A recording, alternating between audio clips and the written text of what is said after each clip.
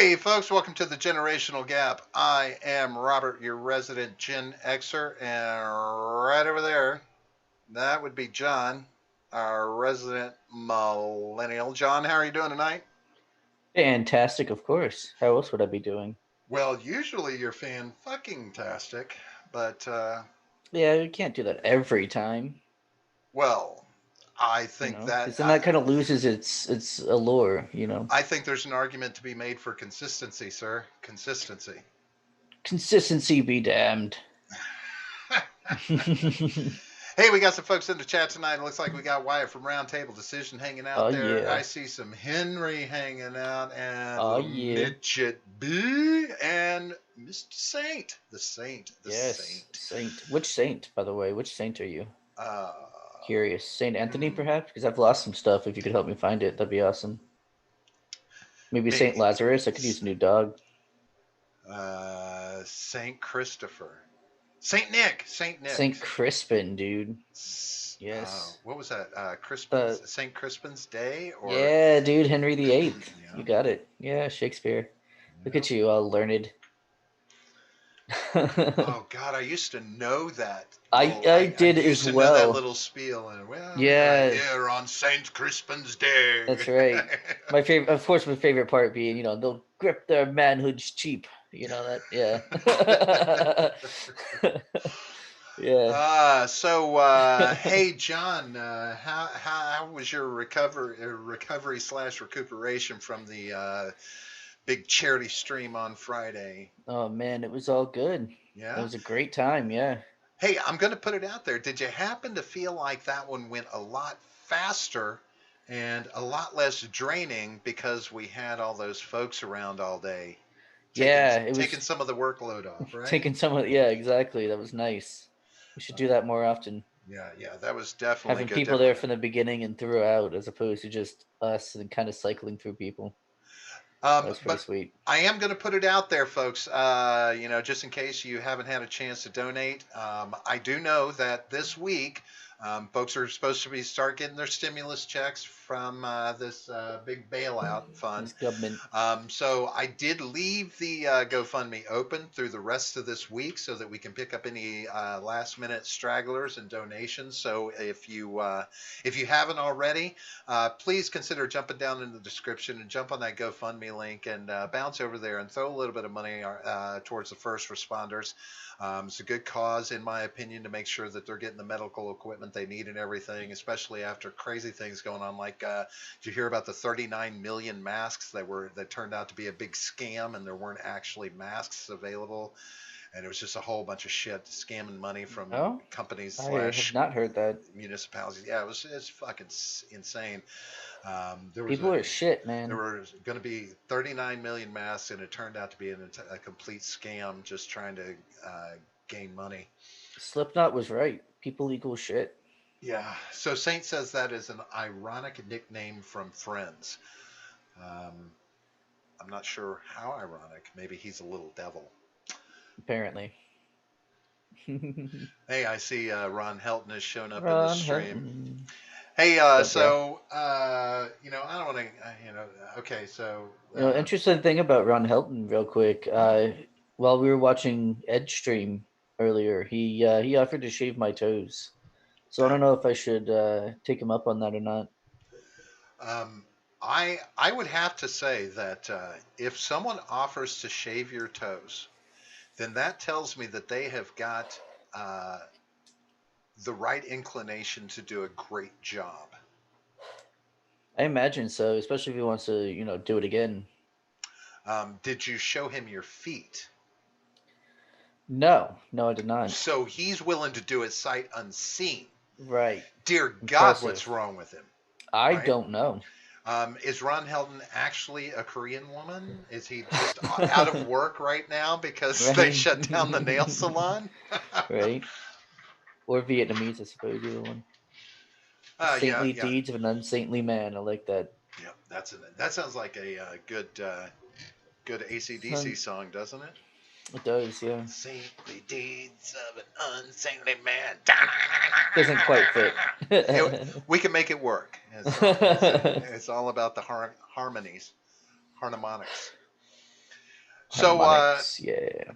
I don't want to get into a big discussion about, I don't want to get lost on topics about the coronavirus too much.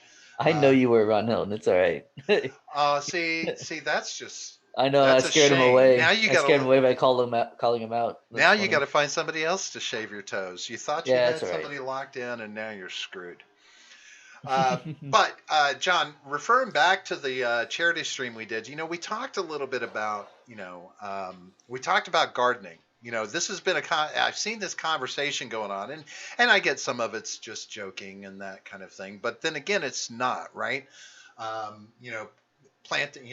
I know a lot of Discord conversation and joking around about getting your potatoes planted and things Oh like hell this. yeah. But when it's all said and done, there's a self sufficiency in taking care of yourself in that way, right? And then, we also talked a little bit about the health benefits of, just surrounding yourself with a lot of nature and that kind of thing, and not everybody can just have a place out in the middle of the woods, or nor do a lot of people have just like a big plot of land that they can just go farm crazy on, right?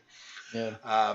So what I wanted to do tonight, and part of this is, for educational purposes a little bit, and the other part of it is just, you know how much I love my wife and the things that she does, and so what I did was I went ahead and went around my front and backyard and just kind of did a video walkthrough, just kind of going around and looking at everything that was in the yard, what we've got planted and things like this. And I just wanted to talk about it a little bit and maybe give some insight into some different aspects of what she does and why she does it, and how how it benefits us. From the aspect of, if we're going to grow things to eat, and the different, a lot of different things that she grows that are, healthy and good for you, to use for medicinal purposes, and assorted things like this. Hell, I mean, she even grows a plant out here that can be a substitute for weed, right? This is like, really. Yeah. Um, so, real quick, Helton says, I watched Cheech and Chong Up in Smoke last night. I forgot how Oh, crazy it was. Oh, yeah. fantastic movie. Oh, this great movie. Great Fantastic movie. movie. Um, Also, Wyatt saying thanks, John, for being on my stream. Yeah, no problem, man. In fact, everyone who hasn't, go ahead and subscribe to Roundtable Decision. You should be able to just click on his name, and it'll bring you to, or no, little bar on the side of his name. You'll be able to subscribe to him. It's a good yeah. time. He's currently going through the motions of writing a book, which is what's Did you interesting just me at say the moment. going through the motions? Yeah, going through the motions. But see, that is the phrase you use when somebody's you know, just doing All this right, thing. going through the process. Is that better? The process. And you see Right. there you impart the importance of what it is, because hey, writing ain't easy. No, Have it you ain't ever written easy. anything besides your letters in grade school, John? Yeah, of course. Name one, like what? What have you written? Mostly short stories and cringy poetry. Cringy poetry. Yeah, Mine was always pretty much cringy poetry and a little bit of short story stuff mine was too. mostly short stories and then a little I've bit never of really embarked poetry. on that quote unquote great American novel, because that could be kind of scary to try and put out there, right? It's like, Yeah, oh shit. There's a lot going on yeah. there. So I absolutely respect Wyatt for trying to do that. So yeah, guys, make sure you go and check out his live streams. He does Definitely. them every Monday. So yeah, go over there and keep him accountable Yeah. for this book. Yeah, and Wyatt is stepping up, stepping up to a new level. Typically, in the past, a lot of his stuff has just been, and most of his stuff has just been recorded stuff. So now he's branching into streaming and doing, Yeah, doing that live.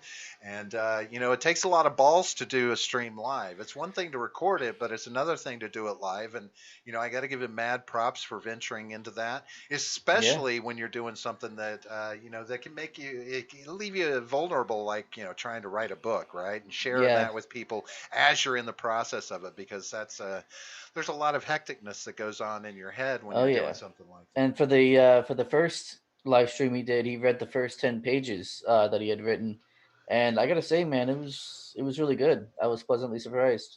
Pleasantly surprised. Pleasantly surprised by what a good. The word I used was descriptive. He's a very descriptive writer. Kind of really sets the scene.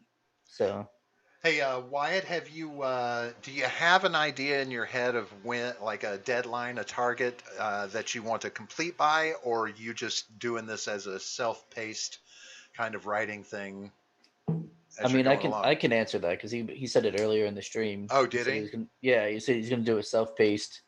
He Hmm. doesn't want to do like a whole. He doesn't have like a publisher for a deadline or anything. So he's just gonna Well, you know take his time with it. the beauty of it is you don't need a publisher anymore. I'm going to Yeah, put you don't. and I will tell you this, and this is where your caution has to come in, Wyatt.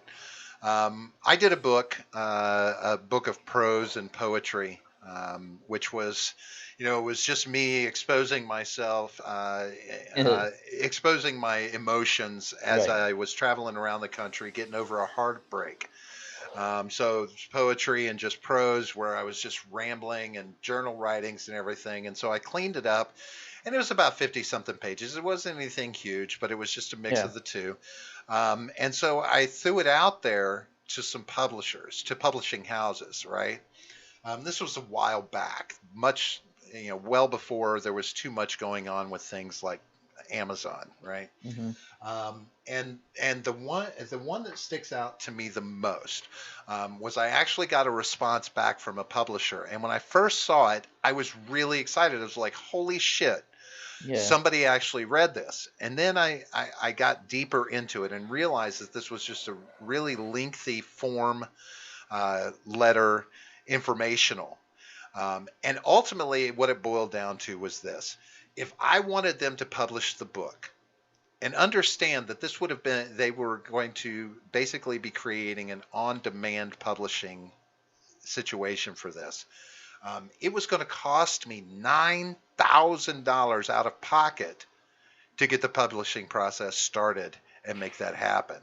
So, once upon a time when publishers discover a writer, they're like, "Oh, here, give it, get us a book and we'll put it out." Right? A lot of the They times they'll pay you. They'll give you an Right. advance. They would take Yeah. on the cost, they would make an advance, the whole nine yards.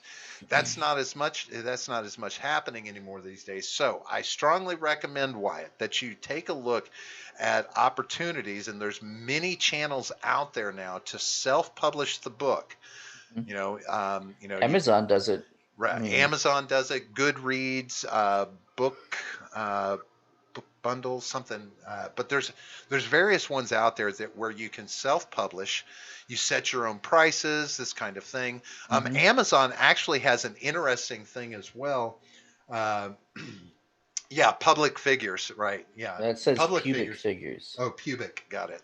Yeah, pubic Um, figures. Sorry, I don't mean to twist your words, sir. But anyway, Yeah. but Amazon does an interesting thing where they have if you can put your book up to be sold, but you can also make it available to be lent out on the Amazon Kindle library. And then what they do is they pool money, and at the end of the month, they send out money from all the subscriptions to the unlimited library access. They dole out the profits from that amongst all the publishers who are having their books lent out on there, that are actually being checked out from people. They don't get to keep it permanently. There's some amazing safeguards to keep it from being digitally reproduced or downloaded, etc. And it's on a return basis like a library. But upwards to seven figure, a lot of seven figure numbers that they dole out on a monthly basis in profits to those different authors. So, look at options for self publishing, and you might be happier with that than trying to, Yeah. you know, but Yeah, now, he's saying Shad did it through Amazon. I didn't know he did it through Amazon. I know the audiobooks on audible.com, which is awesome. I use I'm not we're not sponsored, by the way. Just want to put that out there, but Audible is fucking awesome. I have the monthly subscription. You get one free book a month. It's sweet. I like it a lot.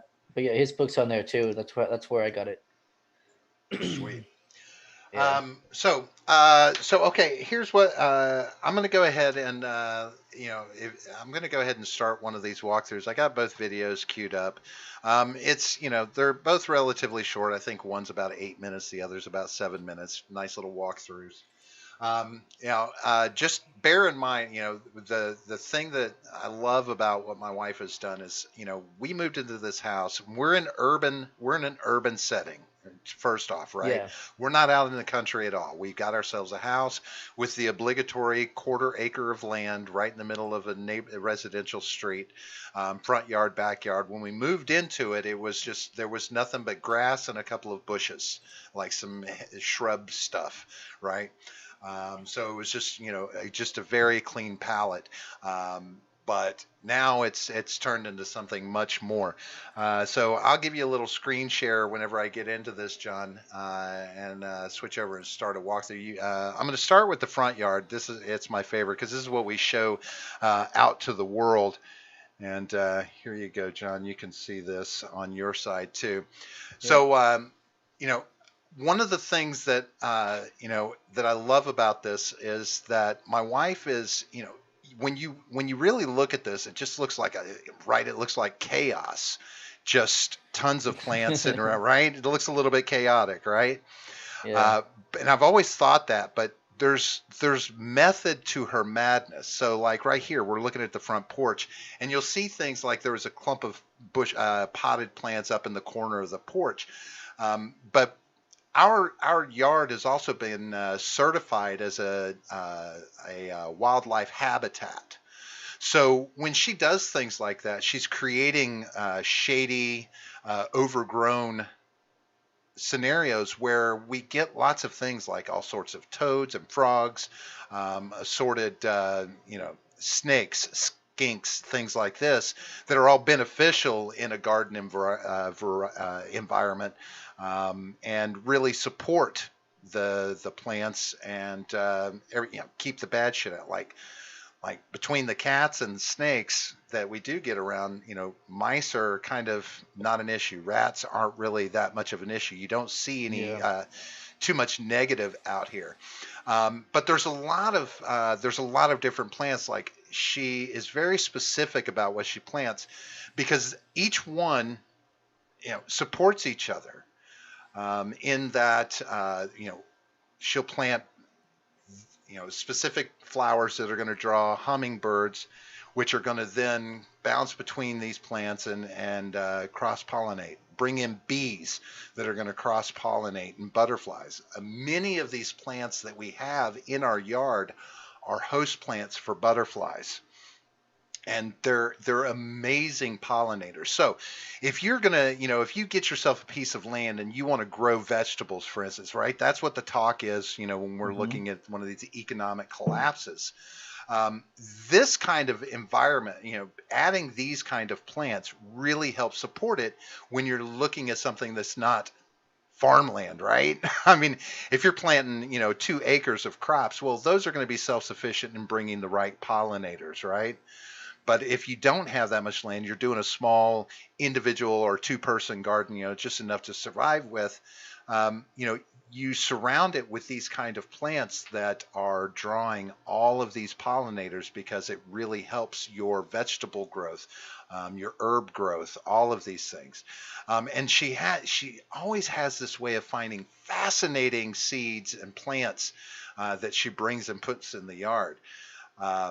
That I swear to God, John, sometimes I think that they are examples of shit that have come in on meteors in the, throughout our history, is like, that's from another planet. That can't be a real plant. Well, yeah, like the buttered popcorn one. Right. And that That's one is fucking actually, insane. that's it right there. Now, that plant Yeah, is that one awesome. is crazy. Stick your hand in there and rub the leaves down and pull it back. And what does it smell like? Like you're sitting in the middle of a movie theater, right? Smells like buttered popcorn. Actual buttered popcorn, which is Yeah, really like one of the, exactly the same. it's very strange, isn't it? It's Um, yeah.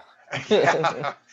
Um, but the other thing is, not only is it great for the fragrances and everything, but looking at it, I don't give a shit who you are, no matter how hardcore you are. Man, flowers just, they do something to your mood. They do something to how you feel when you're just sitting. Now you see that plant right there? Man, Uh-huh. that thing is like a bee magnet. Now during the summer when it really gets going, at in the evening time you can come out and look and it looks like an apartment complex for bees as they're sleeping. It's crazy. That right there, now I love the smell of that. That's allspice. You rub your hands full of that and you just get yourself a whole Thanksgiving, just a whole Thanksgiving thing going on in your hands with that one. Beautiful allspice. It's amazing. And of course, you know, you intersperse these things throughout. And of course, you've got herbs that are, for cooking and things like this. Another interesting thing about the basil, that's not even like your typical basil.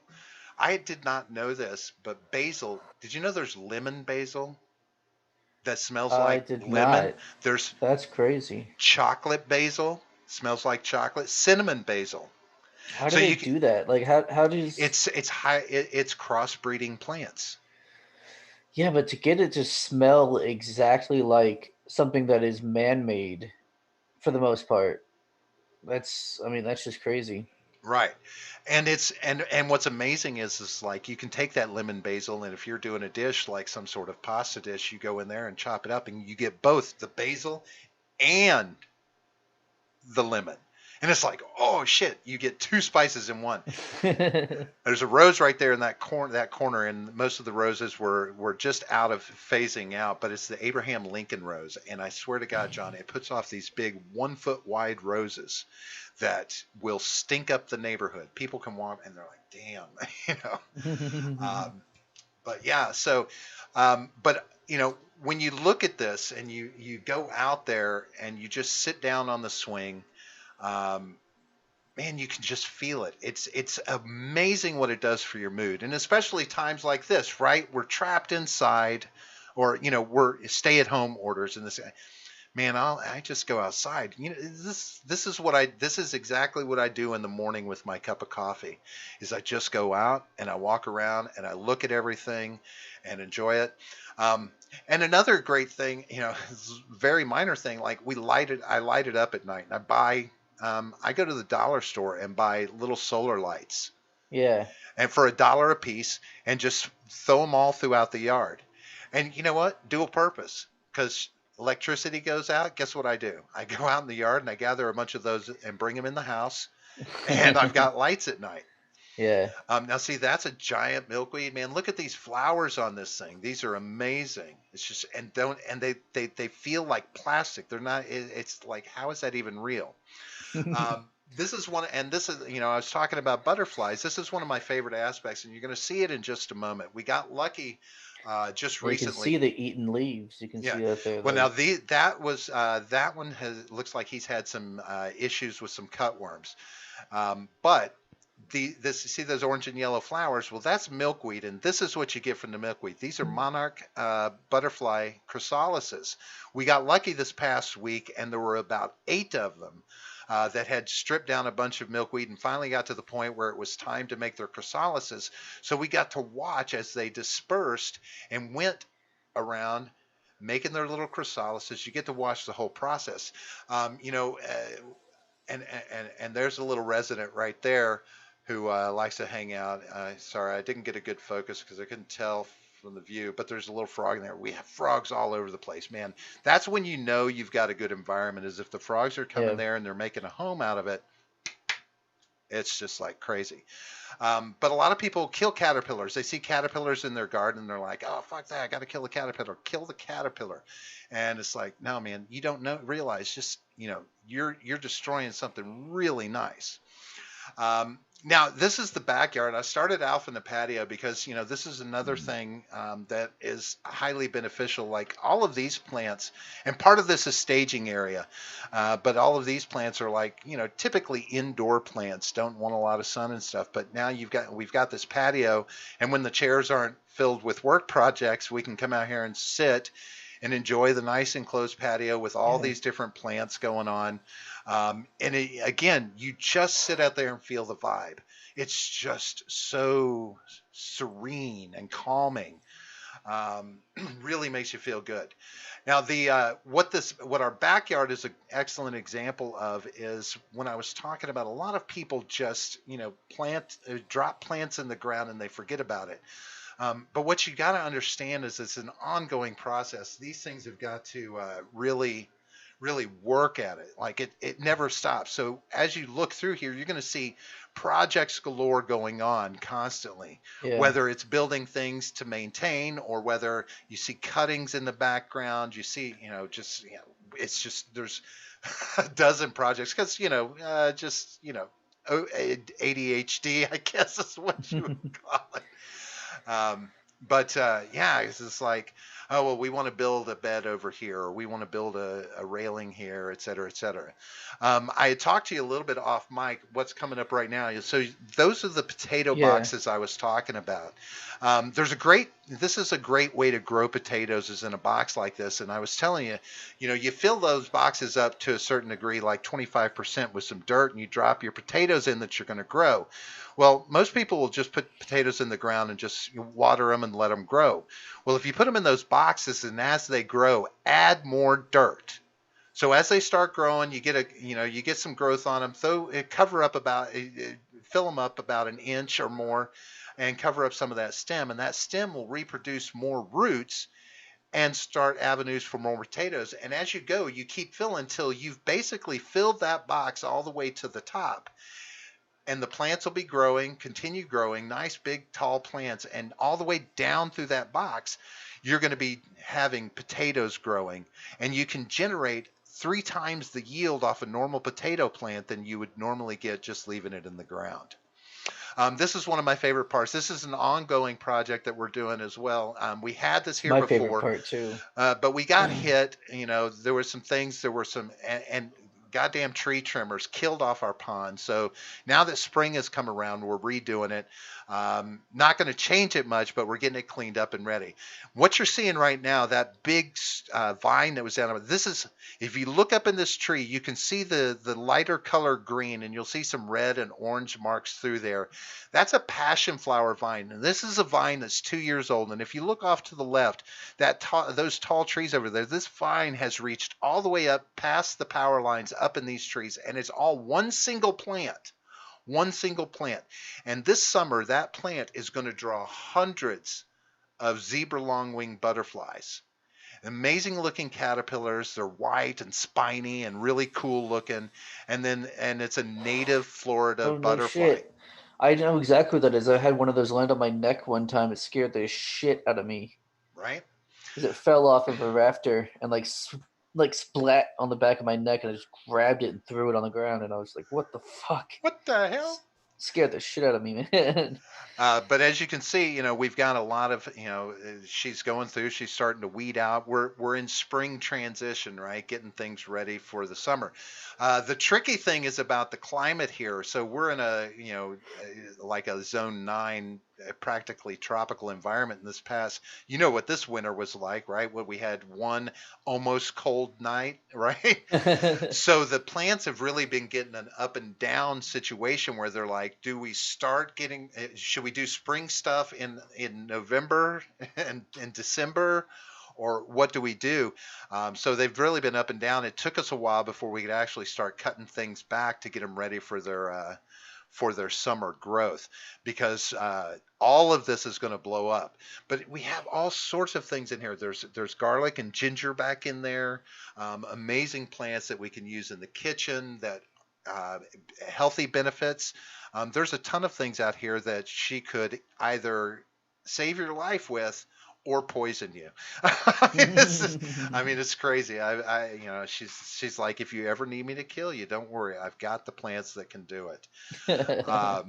But and this corner that you're looking at, this is that one that the tree. This when we first moved in, Irma hit and dropped that tree in the corner, and so we turned it into an avenue for growing plants on it and everything. But we've just cleaned it out. This is the last of the vines that were left from it that we haven't finished cleaning out. But we've got, I've probably got damn near a ton of weight of stuff that we just cut out and took from there and have got ready for the lawn pickup to come in and do. Yep. But we also incorporate, things like bog areas like this. This is a bog. Everything's waterbound. Some of the most beautiful flowers you'll ever see coming off of those. So, these weird, these wide variety of plants. The beautiful thing is, the bulk of these plants my wife has grown from cuttings or seeds that she's gathered herself. She, that, and that to me is one of the most amazing things, that I can come out here and just really, I love it. Wife poisons husband, man dies from coronavirus. That's There you go. right. Oh, and John, here, this is my favorite. This is my favorite flower right here. This is called a clitoria, because when the flower is in full bloom, it was named that because it does look like a woman's clitoris. Nice. Little man in the boat Yep, action. little plant porn. There's lots of plant porn that goes on out in the yard. It's amazing stuff. So, and this is 2 years. This is, and knowing that in that 2 years, a lot of stuff has come and gone as well. And but from a blank canvas, this is what she's managed to do in a couple of years. Um, and really make for, right there under that tarp, that's all our vegetables getting ready to go when summer rolls around. But my wife, she has a Facebook page, which is called Tree Frog's Backyard. And on that, she has approximately 7,000 pictures from out in the garden, from the last couple of months from our previous house that we were renting and then moving into here. I mean, so many different flowers to look at, and one of the advantages to that is, if you go on there, folks, I strongly recommend it just for the plant voyeurism. But hey, if there's something that you or your spouse wants to do in the garden and sees flowers, my wife's got seeds for everything. My wife, I bet my wife has seeds she could grow a new husband if she needed to. But that's Tree Frog's Backyard on Facebook. I know not a lot of people like to use Facebook, but she's just been on it for a while. There's good seed groups, where they trade seeds. Sure. That's another thing to think about. If you're looking at broadening your horizons into gardening and being self-sufficient as far as food and things like that. Facebook has great seed groups, and there's also another app that she uses called Garden Tags. And on Garden Tags, they do a yearly seed swap. And my wife will get in after the seed swap is done, she'll get in a 10-pound envelope full of new seeds. And she's, all I do is sit there and wonder, how in the fuck are you finding new seeds that you don't have? Because she's got such an immense amount. Yeah. But I strongly recommend it. Do do gardening. It's very relaxing. I swear to God, Saturday we were out there tearing vines down and just breaking our backs, getting it all done and cutting parts of that tree off. And my wife was going to bed. I was tucking her in, and I was like, man, I had a lot of fun today. I was in so much pain. I was in so much pain. Yeah. But I was like, I had a lot of fun today. That was just fun, really getting out there and just, dirt of the earth. It was a good time. So I strongly recommend it. And it's good for you. It'll do good. You're going to go out there one day, John, and you're going to be in, you want to get out away from under the thumb of oppression, right? Get out there Hmm. and be on your own property and doing some stuff, Make it Yeah. beautiful, man. Make it beautiful. Man, it's so fucking relaxing. But anyway, so I just wanted to share that. Thank you for your patience, folks, and taking a look at that and letting me show my wife's green thumbs off a little bit. I'm very proud of her that she's created an environment, a wildlife habitat in the middle of a fucking city that's recognized by the city. The mayor of the city has given her recognition for it. She's on the roll in the city as Tree Frog's Backyard, which is awesome.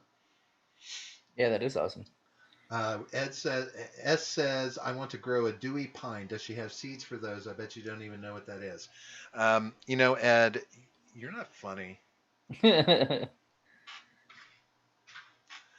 Yeah, I don't know what it is either. It's probably some sexual innuendo, though, Look it knowing up. I Ed. was wondering if a Dewey Pine. I'm trying to think if she knows so much.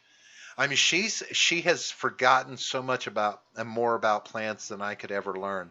I mean, I grew up from a farm mentality, but all this plant stuff, Jesus Okay, Christ. it's not a sexual innuendo, at least.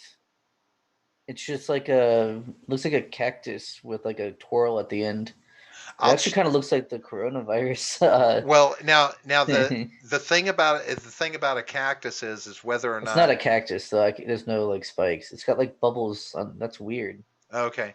Well, Interesting. drop it into Discord. I'll look at it later. I'll check, Ed. You never know. I mean, you never know if she will have it or not. Oh, Um, it's a carnivorous plant, uh, naturally. she may not have that then. She doesn't really do a lot with carnivorous plants.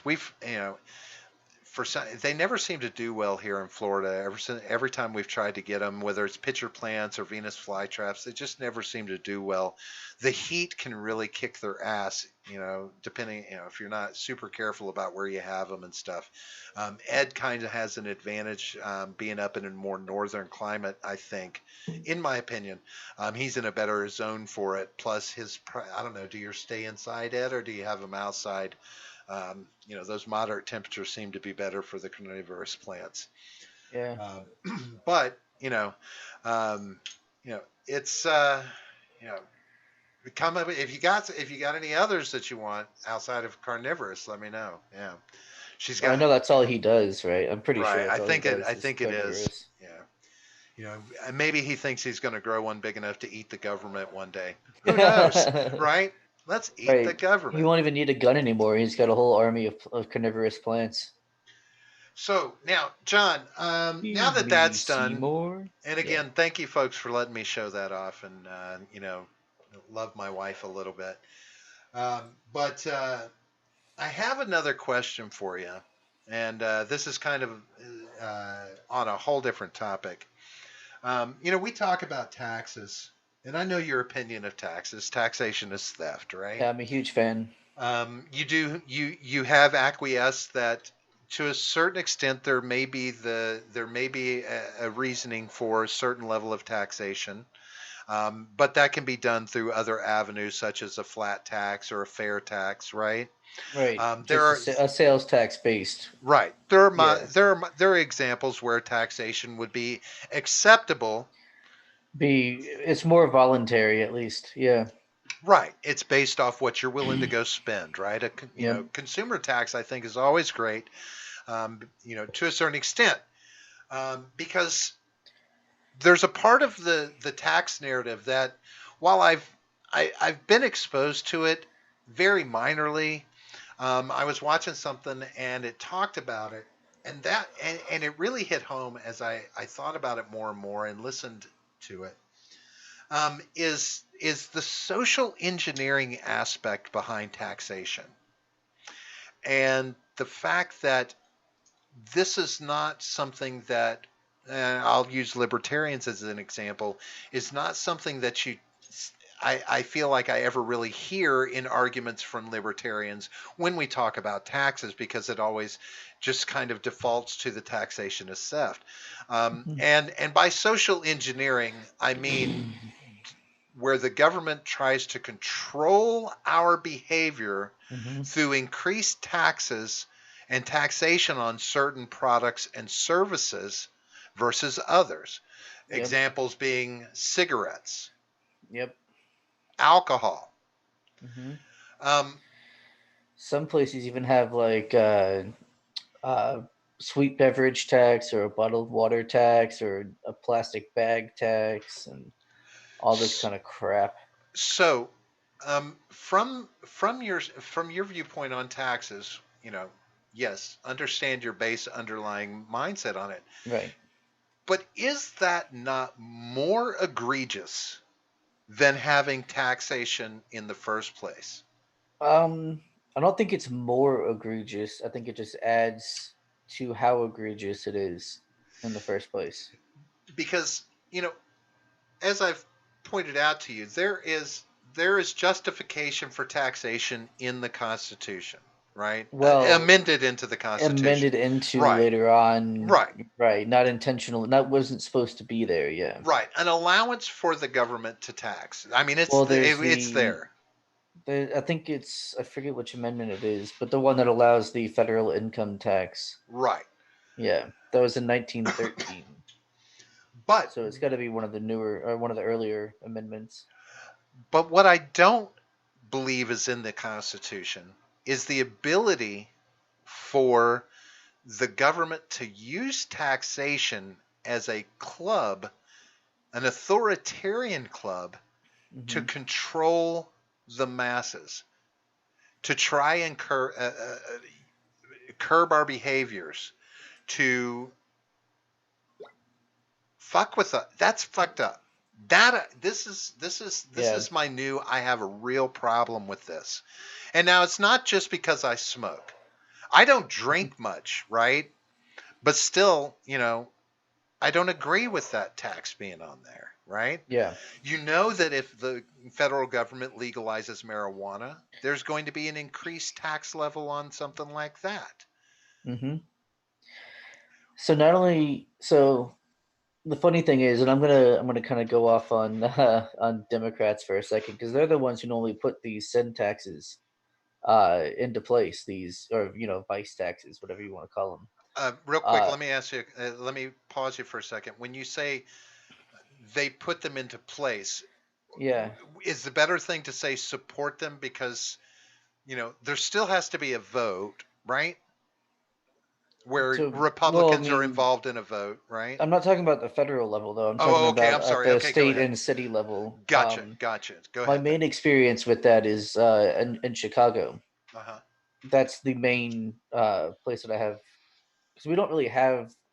I mean, yeah, of course we have the cigarette tax. I think that's federal, Oh, and the it alcohol is. tax Yeah. as well, which I believe is federal. Hmm. But things like the sweet beverage tax or the bottled water tax or the plastic bag tax, like those sorts of things. Um, and that's why I brought up the Democrats because they run most cities. Most actual metropolitan cities have a Democrat mayor, Right. and Democrat uh, elected officials there. And they go on and on and on about wanting to expand welfare programs and things like that to help the poor, but they pay for it by taxing the poor with these send these vice taxes or whatever, because who smokes cigarettes most often, what demographic? I mean, poor people smoke more often than any other kind Mm, of class, economic class. right.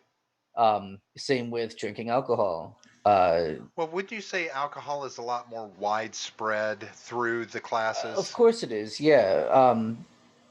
But whereas a rich person might buy a really nice bottle of scotch, a poor person such as myself might buy, a 12 pack of beer, and then a few, a week later or something, buy another one, and buy another one, and buy another one. You know what I mean? Right. It's a lot more prevalent, I think, in like poor areas. And that's not. I mean, I didn't want to dispute it. I was just.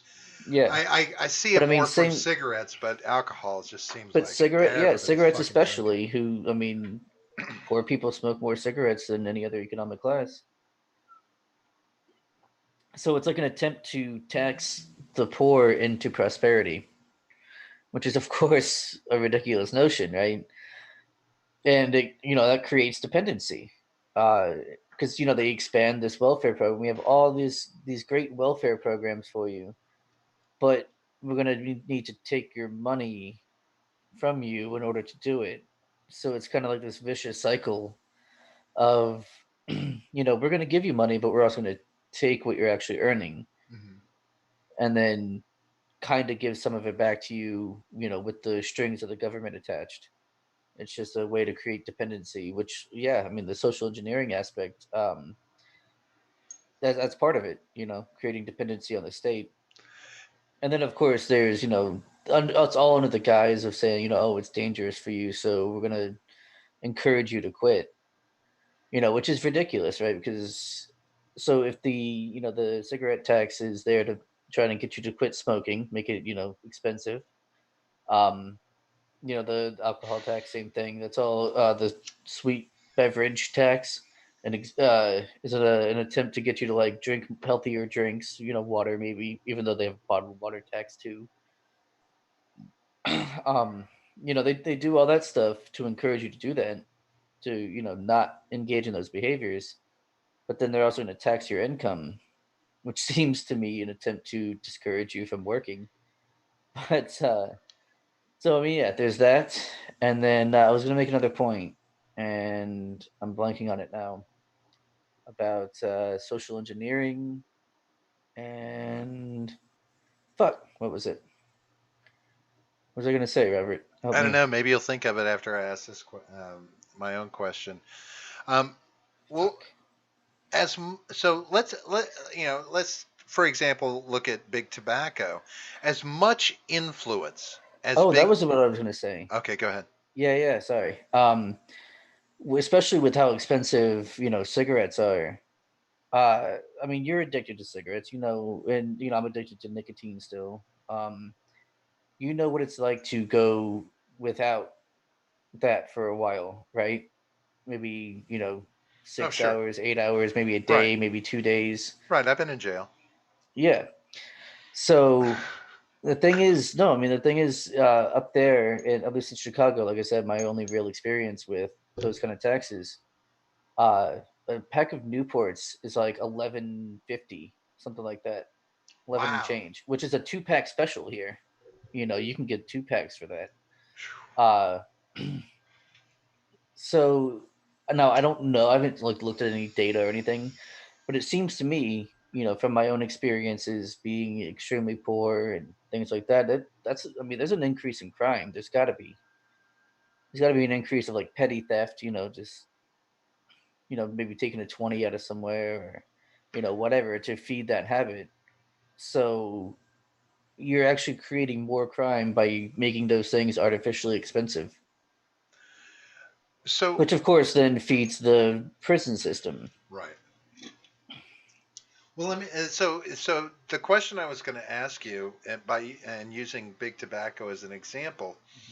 So we've always known about the lobbying power that big tobacco has had in Washington, right? For years, right? Oh yeah. So why wouldn't it be in their interest to do everything possible to decrease those taxes as much as they can? Or is it winding up because it's a lot of these taxes, for instance in Chicago, yes, I know there's a federal tax, but that Mhm. state is implementing their own Right. taxation level. So Exactly. That you answered your own question. Yeah, that's is it exactly just why. because It's the because states? it's local. Yeah, local taxes. But Yep. see, I've always imagined the big tobacco would be able to still influence on a state level through the representatives in I Washington. mean, they might be able to, but they're not the only ones lobbying. There's Right. lobbyists on the other side as well. Activists against you know tobacco in general. So one thing, so I guess this is a kind of a two-part question for you. So for me, I'm curious if what you think when I say that, like you call it a sin tax. These seem taxes seem targeted towards instilling a more moral behavior in people to stay away from these vices. Um, so then my mind kind of starts to jump to, is this part of that Christian influence that has been underlying in this country, for very much since the beginning. I mean, there are obviously Christian influences in everything that what this country was founded on, a strong belief in God, even if we don't want to call it a Christian influence, but you know, um, do you think that plays into it? Hmm. And after that, is any kind of social engineering in this way acceptable from a government to try and keep the masses controlled, to control that population? Well, the answer to the second part is very easy. It's no, government, fuck off. There's Look, no, even in a consumer taxed scenario like we were talking about, yeah, no, no. The it government should just. doesn't get to decide what is, moral or immoral. That's not what they're there for. So if Government it doesn't decide what behaviors are acceptable and what isn't, other than harming someone else. so then a sales tax should be universal throughout. Right. Then So let as me so let okay, me go put it ahead. this way, right? We all agree that alcohol and tobacco are bad for you. They're certainly not good for you. Um, but what about all the money that's spent on lottery tickets? That's a state program, and that's not taxed, right? If it's a dollar ticket, it's a dollar. Well, but the local government receives revenue Right. from. That's why it's not taxed, right? Right. I mean, Yeah. See. they're generating revenue from the lottery Right. sales, but Right, but they. that's also how many people lose a shitload of money based on that. Is that not immoral? Also, if you want to go back to the Christianity aspect of it, gambling in Christianity is immoral. Well, now Gambling is not okay. so now hold on a It's second though. absolutely gambling. Gambling, but you're taxed on your winnings, Yes. Yeah. right? Yeah. But the money that comes from that is supposed to be. Now, this is, in every Mm-hmm. state where there's a lottery, the Mm-hmm. expectation is that there are specific areas where that money is used, whether it be Yeah. for toll roads or whether it be to go into school funding, things like this. Yeah. All of Yeah. that Yeah. money is supposed to be apportioned in certain ways, and I understand that it doesn't Yeah. necessarily go where it's supposed to go. But there, And let's but it goes to the gambling is mainly what you're talking about, and that right, right, vice, because I'm that I'm fine with the immorality, lottery. right? I'm fine with the lottery system. That's actually a good revenue stream because one, it's voluntary. You don't have to buy a lottery ticket. If you want to be dumb enough to gamble all your money away every week, then that's on you.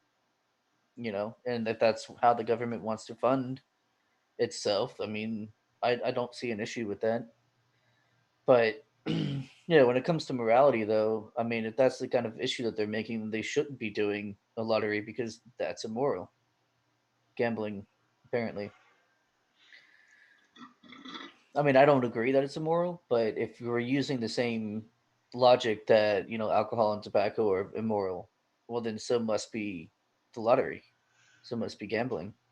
Right. So what was your answer as far as where the root of this is? Is it rooted in, That's what I'm religious saying. I don't morality? think it is. Um, no, I think it's just the result of, it's just for the result of more people screeching, somebody do something, and no one says what to do. They just say, "Someone do something about this, about whatever." The Surgeon General comes out and says, "Hey, smoking kills you." People are like, "Oh, we need to stop the kids from smoking. Somebody do something," and that's what they chose to do. As I opposed to parents, watch your Right, as fucking opposed to parents kids. being responsible for their Right. children. Right, it's the state's responsibility, apparently. Well, I don't want to, and I, I'm not specifically talking about like socialized healthcare or anything like that, but Right, right. where, there is over the, and we could probably say that it started somewhere around the time of Social Security, if maybe before, but when, did it, how much of a responsibility does our government, whether federal, state, or local, have in maintaining the well-being of the citizenry, right? Because that's where That's where that's they the go angle they to. come from, right? Right, Is we want to take care of our population. We want to make sure our people right. are taking care of themselves. So the So we first thing do I would these things. say, first thing I would say is define well-being. Right. Okay. That would be the first thing. Um, And no, the government is not responsible for your well-being. They're responsible for uh, protecting your rights, and that's it. And it is your right to destroy your body if you choose to, however, in whatever means that you choose to do so. Should you choose to do so. Obviously, you probably shouldn't, but if you choose to, that's on you. The government has no hand or should have no hand in saving you from yourself. Let me. What is it? What is the snippet I'm thinking of that provide for the common defense? But isn't there something in there about the general welfare? I think so. Yeah, general welfare So of the that population or is something. is that what is that their inroad? Is that the inroad that they take for doing these things, I don't and think also so. the reason why people ask for it? I really think it's more that people ask for it. I don't think that's why. I think people look at other forms of government and say, "Look, they're doing that over there. Why can't we do that here?" We see that with the healthcare thing right now. Um, and that's the thing is, our government doesn't work like that. Our government is not a nanny state. So Not supposed to be. so if it calls for the federal government to provide for common defense, or see again, I'm trying to remember how it's worded, but if the general welfare is in there, what was it they were actually talking about when we talk about the general welfare? Well, let's find out real quick. Let me look that up Because so we that one can makes get me, the. I mean, it's like, okay, so at that time when they were writing it, it's trying to imagine what they were trying to encompass before we, later generations twisted it all out of sorts. Hang on a second. Promote the general welfare. Promote the general welfare. We See, yeah. Okay, yeah. So this is the preamble to the Constitution. That's what I thought it right. was. We, the people of the United States, in order to form a more perfect union, establish justice, ensure domestic tranquility, provide for the common defense, promote the general welfare, and secure the blessings of liberty to ourselves and our posterity, do Oh, ordain and establish this Constitution for the United States of America. so they're the two damning things. They're promote the general welfare, and what was the one second two before that? Promote, provide for the common defense, And what was next? promote the general welfare, and secure the blessings of liberty to ourselves and our posterity. What was before the common defense? Then that's what I was trying. Ensure domestic Okay, tranquility. so ensure domestic tranquility and promote the general welfare. Hmm. So those two damning things are the open door that I'm Yeah, it can guessing be that they interpreted use. that way. Right. So, because it's like, okay, so when you're talking about, you have part of the population up in arms about smokers. Ah, smokers, smokers, smokers. So you need to increase taxes to ensure domestic tranquility so that everybody gets along, right? And it's bad for your health, so we have to promote the general welfare, so we increase taxes to try and drive you away from doing it. So, what were the intentions of those two things back in the day? That's where we have to wrap our mind around, what does it mean for the original founding fathers to promote the general welfare? Yeah. Because that can be twisted to say, stop people from doing bad things, make sure Yeah, and that that's what I'm reading right now. poor people have money, make sure that everybody meets a standard of living, Yeah. a minimum wage. All of these things can get lumped into those little open doors that way because of wide scale Oh, misinterpretation. here we go. So this solves it right here. Here it appears as one of the primary reasons or purposes behind the Constitution, talking about the promoting this general welfare. However, as ruled in Jacobson and versus Massachusetts, the clause in the preamble, has never been regarded as a source of any substantive power conferred to the government of the United States or on any of its departments. So it has nothing to do with the government or its job. It's just the preamble to the Constitution. Because it sounds like because the way it's worded, it does sound like a directive as to what the government is going to be doing. Right. The Constitution and the government are supposed to be doing, Well, it was right? apparently ruled in Jacobson versus Massachusetts that that is not the case. So, That was not intended to be some kind of mandate for the government. so if I were to say, for instance, want to build a class action lawsuit against the government for excessive non-representative taxation on cigarettes,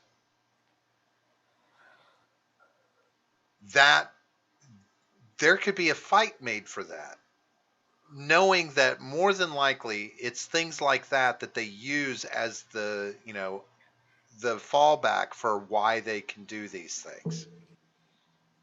Right, and it was ruled that it wasn't the case. And actually, I'm looking at the But that was Jacobson just saying. versus Massachusetts right now, And what was that case and about? funnily enough, it's a case in which the court upheld the authority of states to enforce compulsory vaccination laws.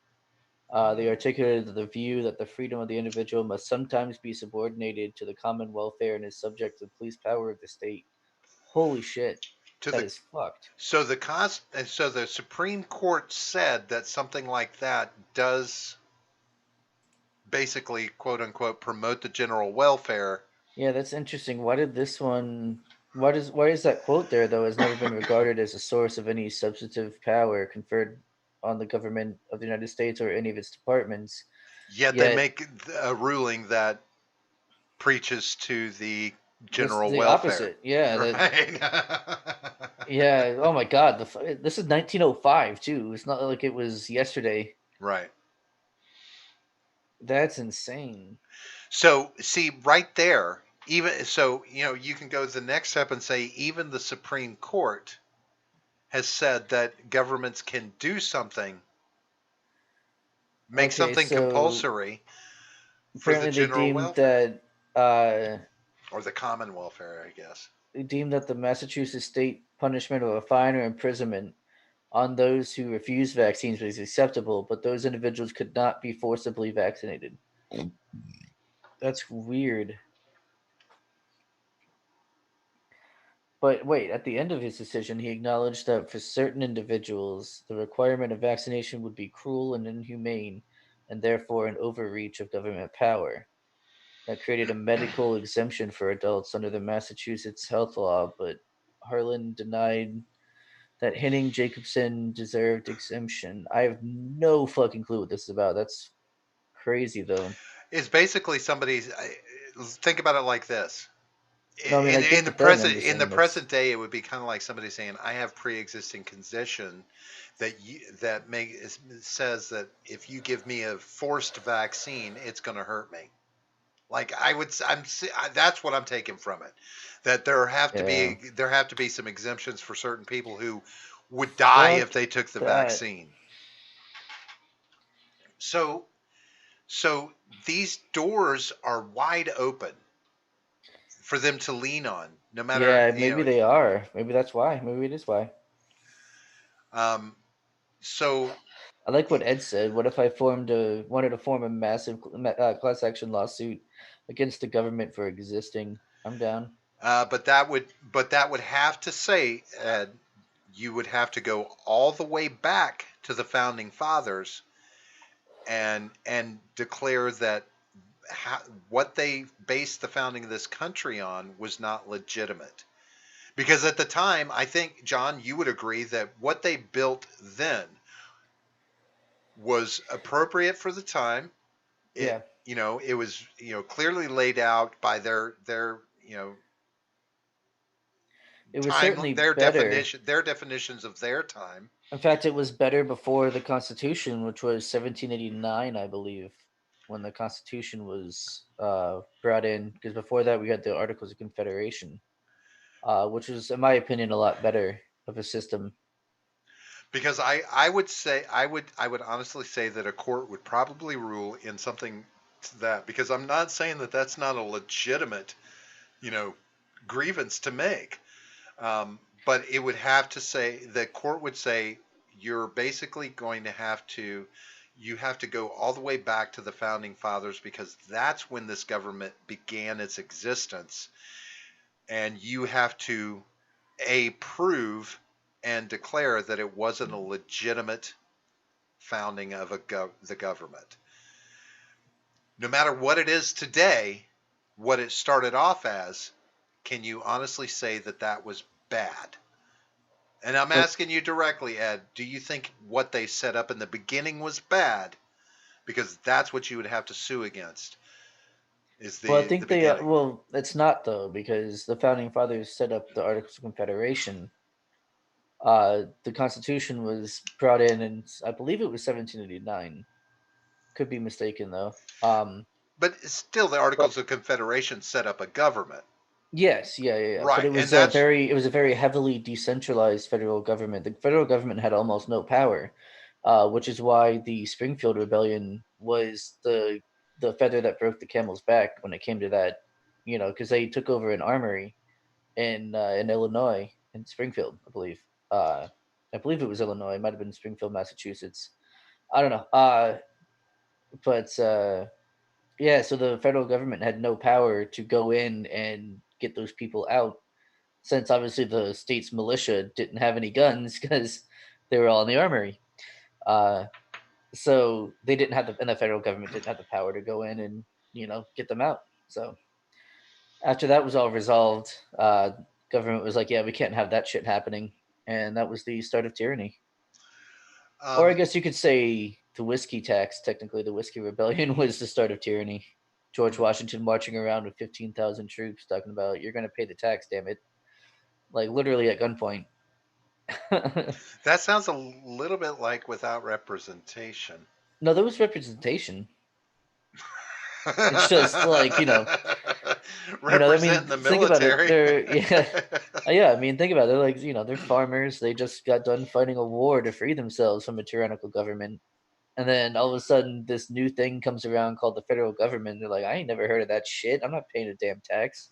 And they're So, coming by and saying, yeah, you're paying the tax, bitch. so Like, let me ask you this, John. If simple question: how long after gaining our independence from a tyrannical government was it before our government itself became tyrannical? How long did we have the without whiskey tyranny? rebellion wasn't long after, maybe like 5 or 10 years. Let me So, check. so Let me check when that was. now, see, I'm kind of surprised that. Well, now the whiskey rebellion actually now had an impact on how the government was. 1794. So it was actually a little while after. That's fair. So when was the Constitution Like ratified? Helton says, they should have stuck with the Articles of Conf. 1788. Uh, So I was 1 year off. Oh, 1789 would begin. That's when it began to be like under like when it actually uh was valid. So I was right. March 4th, 1789. God, I'm good. Helton says they should have stuck with the Articles of Confederation. The Constitution is allowed for a strong central Yeah. government. So then I would ask two questions there. A, say you stick with the Articles of Confederation. Does that mean they're above being amended? And actually, Ron, that's the Whiskey Rebellion did not happen under the Articles because it happened in 1794 and the Constitution was in place in 1789. So it happened 5 years after the Constitution was ratified. Boom! Knowledge bomb. What say you to that, John? If it was still the Articles of Confederation, was there anything about the Articles of Confederation that exempted them from ever being amended? I honestly don't know. Here, let me see something real quick. And then that brings a second question to mind. Was the Constitution really a bad thing before things started being added to it? specifically the Bill of Rights, right? We have the Bill of Rights, but did it really start to go downhill once we decided to start adding amendments to the Constitution? Yeah, I mean the ability to add amendments just whenever. I mean, obviously it's not easy to add an amendment to the Constitution, um, but it certainly does allow for undermining of the Constitution for Being sure. you mean being able to amend it, right? Yeah, yeah, yeah. Because the original 10 amendments, I mean, The Bill of Rights, the yeah, Bill of Rights, you can stand behind the Bill of Rights, right? I mean, 100%, yeah. they that was great. Things so you would They agree should that have stopped there. like things Um, probably started going into a more powerful uh, centralized government when they realized they had the ability to just start adding to that, right? right. I mean, the real kicker was just before the Civil War, where the government started just grabbing up all the power it could, which of course was a huge reason why the South seceded, because they're like, well, fuck that, we didn't sign up for that, and yeah, so that whole war started for a number of reasons. What was I looking up? Oh yeah, Yeah, so one thing I have to say to folks is like, take a look at the stuff that you buy on a regular basis, for throughout your life, your creature comforts, this, that, and the other, and think, what things do you buy that actually carry a slightly higher tax, especially the fucking luxury tax shit. That's fucking crazy. oh shit. Yeah, okay, it started with the 11th Amendment then. Okay. So yeah, the very first amendment they put in place fucked it up. What was the 11th Uh, Amendment? What did it? yeah, It restricts the ability of individuals to bring suit against states in federal court. Uh, so you can't sue your state in a federal court. you got to sue Um, them at their own level with your own state Supreme I Court. I guess so. Yeah, yeah. It was adopted to overrule the U.S. Supreme Court's decision in Chisholm versus Georgia, 1793. In that case, the Supreme Court had held that states did not enjoy sovereign immunity from suits made by citizens or other states in federal court. Wait, what? Because at the top it says it restricts the ability of individuals. Right, Then it goes on to but it said say it was that to they're not over. immune. No, it was to overthrow that Oh, decision, override the decision, override that right? That they decision. did. So, Got it. Got it. Yeah, I was but misreading now that now then. see, so now that that amendment though is more of a decentralizing amendment, Yeah. right? It's saying no, you can't bring your business with the state to the federal level. Keep it at the state level where it's supposed to be. If Yeah, I guess it's fair. if it's a violation of the Constitution, then we'll talk about it. You've got Right. these, but otherwise, the states get to All right. control Fair that enough. shit. All Okay. right. Fair enough. Yeah. Fair enough. But that Still doesn't. don't like But it. again, Still don't like it. but the but the basic act of being able to amend the Constitution that way, that's the start of the slippery slope where we see more things being added in, etc. Yeah, it's a tricky minefield to get around it. But take a look at your life sometimes, John, and just look at the different things that you might be paying extra tax on, right? Oh Or yeah. tax that's I love because it's they build it into the cost. Like you don't see like there's a tax stamp on cigarettes, Yeah. but it sure as fuck don't tell you how much you're paying. Shays Rebellion was what you were thinking of. Yeah. Ron Hilton. That's the one that got rid of Shazer the Rebellion. that's the one that got rid of the Articles of Confederation. That's the one I was talking about. Shays Rebellion or the Springfield Rebellion. Because with that, you got to go on the internet to find out how much tax you're paying, extra tax you're paying on that beer, right? Yeah. Because you only see the sales tax. That's the part that's really fucked up about it to me is how they hoodwink the consumer, right? Right. Well, yeah, A because lot they of already people paid don't the know there's tax. extra taxes there. They already paid the tax. They're just passing the price on to you. Right, it's built into Yeah. that. It's built into the price. A lot of people don't know that they're paying extra taxes when they're paying that beer cost or that Yep. liquor cost or that cigarette cost. It's crazy.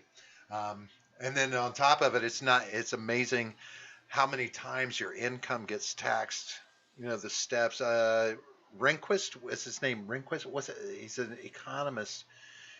It's just so fucking hates the tax code, hates all Well, of it. fuck yeah. I mean, just think about it. Like, your employer pays you, Right. he gets taxed to pay you the payroll taxes, Right. and then You're you taxed. get taxed for receiving the already taxed money. Then you take that money to the store and you get You taxed get on taxed anything you again. buy. But if you Yep. take it to the bank and you invest it, you get taxed on any money that you make off that investment. If you buy into the stock market and make any money, you get taxed on that. Yep. And if you know, if you buy a house or a luxury item, you get additional taxes on top of Shit. that. If And you're then taking turn a around and piss if and you you, fucking if you, die, oh yeah, you get somebody taxed on else has that got to too. pay the taxes for you dying. Yep. That's what I'm saying. If you're taking a piss and you shake more than twice, that's a tax right there. How that how is there a death tax? Why you have to pay taxes because you died? Yeah. How insane is that? I mean, Yep. isn't it bad enough that somebody's going to try and snark you for $20,000 for a fucking coffin? But you got to be Yeah. taxed for dying. You know, it's But you're like also going they. to get taxed for buying the coffin too. Jesus, it's crazy. It's fucking crazy. And I wouldn't be surprised that the beneficiaries of the life insurance get taxed on what on the benefits that they get from that. Uh, Helton says Florida tax on a pack of cigarettes $1.34 per pack of 20, excise tax 31 cents per pack, sales tax total tax $1.65. That is generous. Yeah, that Yeah. sounds about right to me. And Florida Um, is actually really good about it. They're not bad at all with when it comes to sales tax. I think here in the county I live in, we have like 7% sales tax. Which I know a lot of people have said, "Oh, that's you call that low." I mean, I've been to, like I said, I've been to Chicago where it's 11, 12%. but You know, you know what's really cunty about it? what's that? If you're in the military, you ain't got to worry about it. You can go to the Oh, commissary and get those cigarettes yeah, without yeah. all that You go taxes on them. to the post And I'm exchange, like, yeah. don't you want to curb the behavior of your fucking soldiers too? You'd think those would be some guys you want to really control their behavior, Oh, I right? mean, they tax their income. Oh, of So it's course, but yeah, it's like, okay, so the government's going to give you money, but we're not going to give you all of the money. We're going to keep some of that for ourselves. well, you got to pay for living, John. You're alive. You're allowed to work. You need to pay for that. I guess that's true. Yeah, You you do pay have for the right to work. the privilege to work. It's not a right. That can be taken away from you at any moment, like, Oh past no, 2 months. you Like know, the past 2 months, it's been taken away from a lot of people, I'm their sorry. ability to work. I'm sorry I have to say this, John. While I understand that it's a privilege when you have to pay for these things, that you're paying for privilege, I'm No, sorry, I'm not saying but the tax is a privilege. I'm saying no, no, the no. ability to work is a privilege. Well, right. But I'm saying you're paying for the privilege to do these things or buy these things. It's you're paying for the right. When it's all said and done, you're paying for the right because you Well, have if you were paying for it, it's not a right. because working is not a privilege. It's just work. It's just it's a necessity. In this day and age, work is a necessity, not a fucking Apparently not. privilege. We can go 2 months apparently without fucking It, working. only if the printers are working. All right, so all right, Brr. so all right, so hopefully we've had some good conversation here. Got a little talky talk in. Got to see some pretty flowers and bullshit like that. Hey, folks. Oh, one thing. Helton says the excise tax in Oklahoma is $2.03 per pack of 20. No sales tax, but they are taking more than Florida. Damn, Skippy. Oh, they're gonna Yeah. get theirs, yeah. You don't want to pollute that air for the cows. All right, let's get the hell out of here, John. Folks, thanks for being in the chat tonight and talking to us and Yeah, listening guys. to us run off at the mouth and all of that. Don't forget that GoFundMe link is still down in the description for our Freedom Scoop first responder fundraiser. Please, if you haven't had an opportunity to do so, take that opportunity, donate a little bit of money, help those folks out if you can. If you're going to send your stimulus check back, think about maybe, you know, could somebody put it to use? Could it save some first responders from Oh. getting? Calm down, John. You're already getting your unfair share. Oh yeah, it's totally unfair for me to get some of my stolen money back. Nice. Yes, John, you can't, you shouldn't steal stolen money from the government that way. Right. But anyway, John, these fine folks can find us somewhere. Tell me about it. Yes. Down in the description, we have all of our links. First one there is to Twitter at the Gen Gap P. We also have our Discord server link down there. So if you're not in there already, make sure you go ahead and do that. We've also got freedomscoop.com, who were the ones, I guess, not sponsoring because that implies we got money for it. They were hosting, I suppose, hosting The our Freedom charity Scoop stream. Network, right? Yeah, Freedom Supporting, Scoop Network. supporting.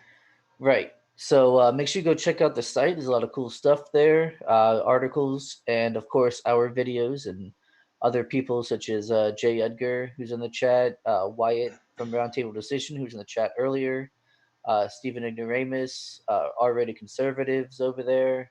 We've got, I think we have a couple other people about to join us too. So that'll be cool. Make sure you go and check all that stuff out. And then you can also go to the shop there, the merch store. You can buy awesome shirts, such as the one I'm wearing currently, Generational Gap shirt.